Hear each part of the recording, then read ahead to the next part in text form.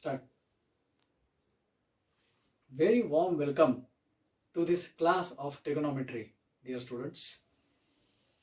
So, in the school level trigonometry, we have seen the different ratios related to a right angle triangle.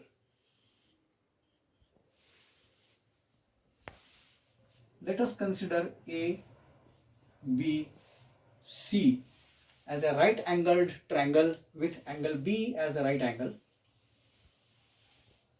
Consider angle theta here, which is the angle CAB.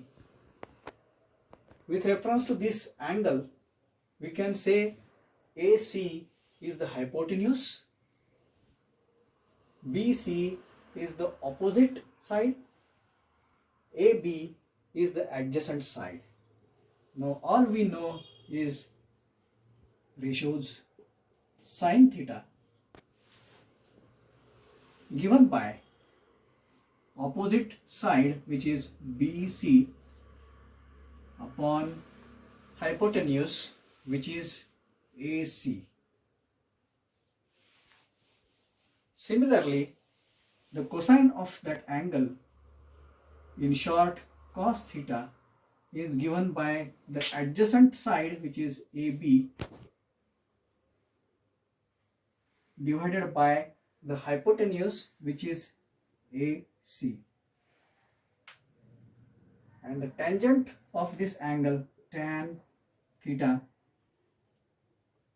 is given by opposite side upon adjacent side, which is nothing but BC upon AB. We can also understand one thing from here, that if we take this equation or the identity one as number 1, this as number 2, and this as number 3, then let us divide 1 by 2. Then what happens is sin theta upon cos theta is equal to BC upon AC divided by AB upon AC. If we simplify this, what we obtain is BC upon AB, which we can put as 4.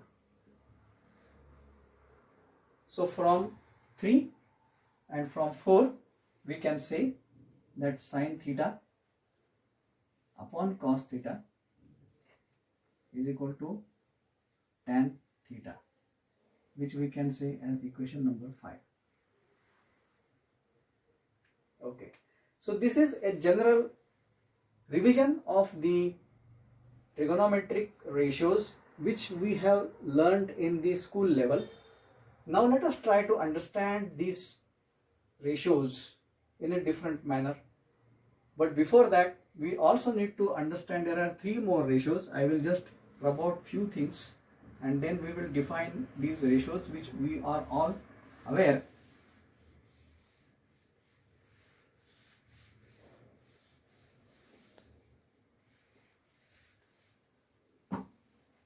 So if we consider the reciprocal of this, we can say there is one ratio which is cosec or cosecant of theta, which is nothing but 1 upon sin theta. If we take the reciprocal of this ratio, then that is known as the secant or sec theta in short, is equal to 1 upon cos theta. And related to tan theta, the inverse of this or the reciprocal is cotangent. So in short, it is known as cot theta is equal to reciprocal of tan theta. So we have got 6 ratios: sin theta, its reciprocal cosec theta; cos theta and its reciprocal sec theta; tan theta and its reciprocal cot theta. Now we go further and understand these ratios in a different manner. So I will rub all those things. And now we will draw two axes. Number one is x-axis.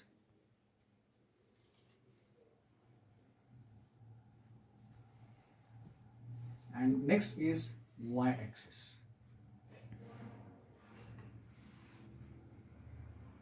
So this is the origin. We are all aware that on the x-axis, from the origin, this is a positive side. So all numbers are positive, increasing towards infinity. Towards the left hand side, on the x-axis, all the numbers are decreasing towards minus infinity. Similarly, on the y-axis, as one goes up, it is going towards positive infinity in the increasing order, and downwards from the origin, it is decreasing towards minus infinity. Now, let us draw a line or line segment, to be precise, say OP. Let us consider this as point P, which makes an angle theta with reference to x-axis. So this is x-axis, this is y-axis.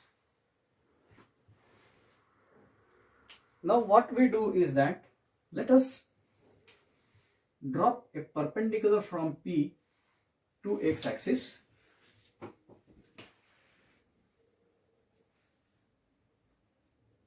and also on the y-axis,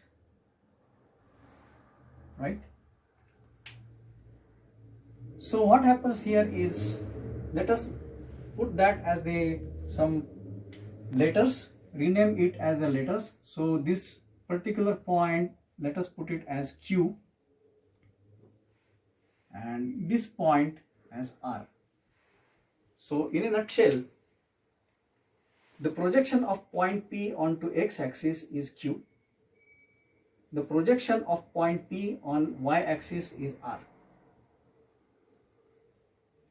Now let us consider that this is a rectangle, because these two angles are right angles. So obviously this is a rectangle. So PQ becomes OP. If we consider now the ratios, sine theta, so this is nothing but this PQ upon OP. Now this PQ is OR, because this is a rectangle. So as we can see here, this is the projection of OP onto Y divided by the OP. So in a nutshell, let us try to redefine this angle ratios. Sine theta projection on y-axis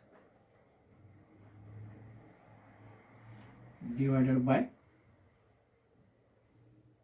OP. Similarly, if we consider cos theta, so cos theta is OQ upon OP. So this is nothing but the projection of OP onto x-axis. So projection of OP on x-axis divided by OP. The projection is nothing but the shadow, right? Suppose you consider the rays are going parallel to y-axis, right? So obviously the shadow caused because of these rays, because of this OP as an object which is actually interfering with the rays or stopping the rays, obviously the shadow will be OQ. Similarly, consider that light is falling parallel to x-axis onto the y-axis. Naturally, the shadow of this OP onto y-axis is OR. So projection is nothing but shadow. You consider that as a shadow. So we have now understood that this is the game of projections. As we can see here, consider that this is the line, and as we go, this is, if we consider this XY plane, and in the anti-clockwise manner, then whenever x and y both are positive, this is the quadrant 1. So we can put it as Q1. When y is positive but x is negative, this is known as second quadrant or Q2. When both x and y are negative, then this is known as third quadrant, which is Q3. When x is positive and y is negative, then this is fourth quadrant or Q4. Right? So now this line OP can lie in first quadrant, can lie in second quadrant, can lie in third quadrant, and can lie in fourth quadrant. Let us consider all these four cases and try to understand how these ratios change. Right? So I will just rub out this quadrant, which is now well understood, and from there we take further all these ratios. Before that, let us write also tan theta here, which is nothing but projection of OP on y-axis and divided by projection of OP on x-axis. Okay. So in terms of the projections, when we understand this is going to be simple to understand whether it is a positive ratio or whether it is a negative ratio. Consider that when this is in the first quadrant, as we can see, x-axis everything is positive here, y-axis everything is positive here. So projections are positive. Naturally, sin theta will be positive, cos theta will be also positive, and tan theta will also be positive. Let us now consider that the P has now gone to second quadrant. So let us draw another point, say P dash. Okay. So now if we consider this as angle theta, which is now an obtuse angle rather than acute, what happens is that this projection on y-axis is positive, but the projection on x-axis is negative. Naturally, what happens is sin theta will remain positive, but cos theta, which is because of the projection on x-axis, that becomes negative, and tan theta becomes negative. So as we can see here, all ratios positive in the first quadrant. Second quadrant, when you try to understand based upon these projections, only sin theta positive, all others will be negative. Let us go to quadrant 3. Suppose there is another point here, say P double dash, and we draw these projections. Here what happens is that the projection on x-axis is also negative and the projection on y-axis is also negative. As a result, sin theta will be negative, cos theta will be negative, and the ratio will be negative upon negative, which is positive. So in this, tan theta positive, whereas all other ratios are negative. Let us go to quadrant 4 and let us put that point as P triple dash and take the projections onto the x-axis and onto y-axis. Now here what happens is that projection on x-axis is positive, projection on y-axis is negative. Now if we go to this definition, you can see here that sin theta is going to be negative, cos theta is going to be positive, and tan theta again is going to be negative because projection on y-axis is negative. So here only cos theta is positive. So in a nutshell, if we consider quadrant wise, first quadrant all ratios are positive, second quadrant only sine is positive, third quadrant only tan is positive, fourth quadrant only cos is positive. So if we want to remember it as an acronym, then we can put it as all S T C, or in a nutshell we can also put it as A S T C, add sugar to coffee.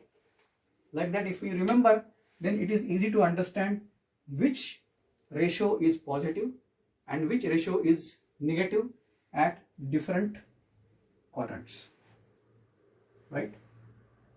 So now we have understood, based upon the projections, which ratio is positive, which ratio is negative, and now we go further onto this and try to understand what happens if sine theta becomes minus theta, etc. But before that, let us try to ascertain the range of these ratios, sine theta, cos theta, tan theta, all those. So we will try to understand this range.